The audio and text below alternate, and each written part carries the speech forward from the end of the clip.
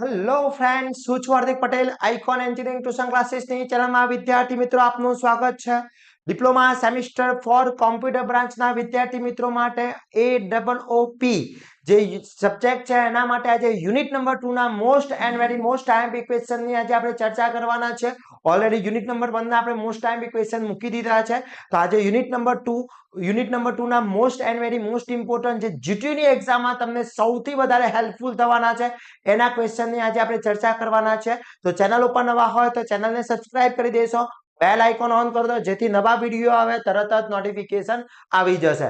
હવે વાત કરીએ વિદ્યાર્થી મિત્રો કે આજના જે વિડીયોની અંદર હું અહીંયાથી જે ક્વેશ્ચન પ્રોવાઈડ કરવાનું છે બધા જ ક્વેશ્ચન તમારે પરફેક્ટલી કરી લેવાના છે જેથી યુનિટ નંબર 2 આખું કવર થઈ જશે. પ્લસ જો તમે હજી સુધી અમારા વોટ્સઅપ ગ્રુપની અંદર જોઈન નથી થયા તો ફટાફટ વોટ્સઅપ ગ્રુપમાં જોઈન થઈ જશો, જેની લિંક ડિસ્ક્રિપ્શનમાં મૂકેલી છે, ત્યાંથી જોઈન થઈ શકો છો અને બેસ્ટમાં બેસ્ટ તૈયારી કરવા માટેની દરેક ઇન્ફોર્મેશન મેળવી શકો છો.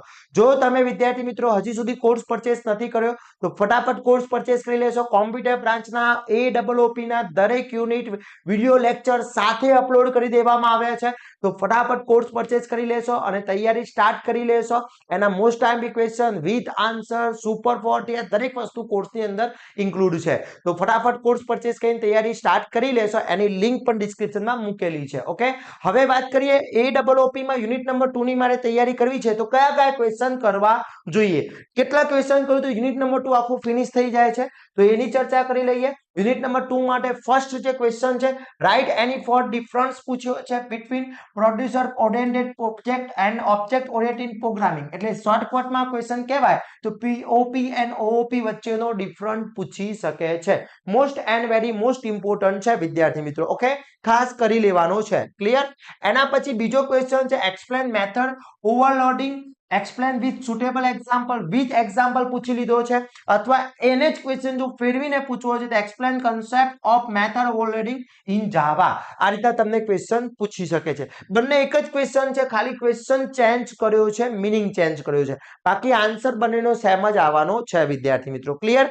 હવે સેમિસ્ટર 4 ની તૈયારી અત્યારથી ફાસ્ટ કરી લેવાની છે કારણ કે સેમિસ્ટર 4 જેવું ફિનિશ થાય તરત જ આપણે ડીડી સેટ ની તૈયારી કરવામાં લાગી જવાનું છે. 2026 નો ગોલ છે ડીડી સેટ 2026 ની એક્ઝામ માટેનો અને એની તૈયારી આપણા પ્લેટફોર્મ ઉપર જોરદાર કરાવી રહ્યા છે. છેલ્લા 2 વર્ષમાં સૌથી વધારે રિઝલ્ટ આપીએ છીએ આપણે અને તમે જાણો છો વિદ્યાર્થી મિત્રો.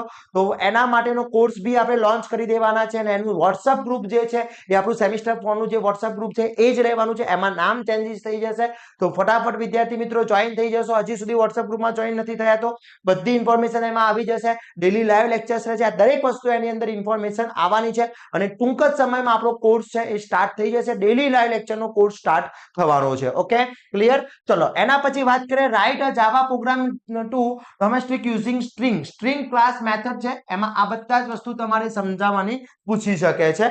પછી what is a vapour classes, explain the any one, એને વન કીધું છે અને કોઈ બી એક વસ્તુ સમજાવવાની છે.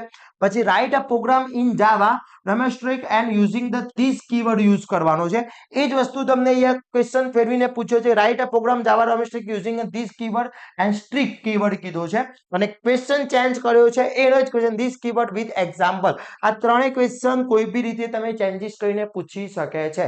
એની વન હાઉ કી તમે યુઝ કરી શકો છો. ધીસ કીવર્ડ નો યુઝ કરવાનો છે, કોઈ બી રીતના પૂછી શકે છે અને તૈયારી પરફેક્ટલી થવી જોઈએ. ક્લિયર? એના પછી વાત કરીએ write a Java programming using copy constructor, find area of rectangular. હવે અહીંયા રેક્ટેન્ગ્યુલર કીધું છે એની જગ્યાએ સર્કલ આવી દે, પછી કોઈ બી સમઘન આપી દે છે, કોઈ બી આપી શકે છે પણ તમને એ આવડવું જરૂરી છે. ઓકે, પછી explain final keyword in Java. કયા કયા ફાઇનલ કીવર્ડ છે જાવા એ સમજાવવાના છે. Write a program to domestic construction overloading પૂછ્યું છે. Explain the equals and string and finalize of method with using Java કીધો છે અને લાસ્ટ ક્વેશ્ચન છે different between static keyword and final keyword વચ્ચેનો તફાવત. એટલે કુલ આટલા 10 ક્વેશ્ચન તમારે યુનિટ નંબર 2 માટે વિદ્યાર્થી મિત્રો કરી લેવાના છે. યુનિટ નંબર 2 માટે 10 ક્વેશ્ચન કરી લો છો એટલે સમજી લો કે આખું ક્વેશ્ચન તમારું કવર થઈ જશે. હવે આમાંથી ઘણા બધા વિદ્યાર્થી મિત્રો મને કોમેન્ટ કરશે કે સર સુપર 40 ક્યારે આવશે? સુપર 40 પછી આવશે. પહેલા યુનિટ વાઇઝ તૈયાર કરી લો. સુપર 40 આપણા ઓલરેડી કોર્સમાં અપલોડ છે, એના વિથ વિડિયો લેક્ચર સાથે અપલોડ કરી દેવામાં આવ્યા છે. પ્લસ વિદ્યાર્થી મિત્રો તમારે જો સારામાંથી સારા માર્ક્સ લાવવા છે, બેસ્ટમાંથી બેસ્ટ માર્ક્સ લાવવા છે, તો આ રીતના ક્વેશ્ચન વાઇઝ આપી દીધા છે કે યુનિટ સુપર 40 પાસ થવા માટે સૌથી હેલ્પફુલ છે, પણ માર્ક્સ લાવવા માટે આ જે ક્વેશ્ચન હું અહીંયાથી પ્રોવાઈડ કરું છું એ બહુ ઇમ્પોર્ટન્ટ છે.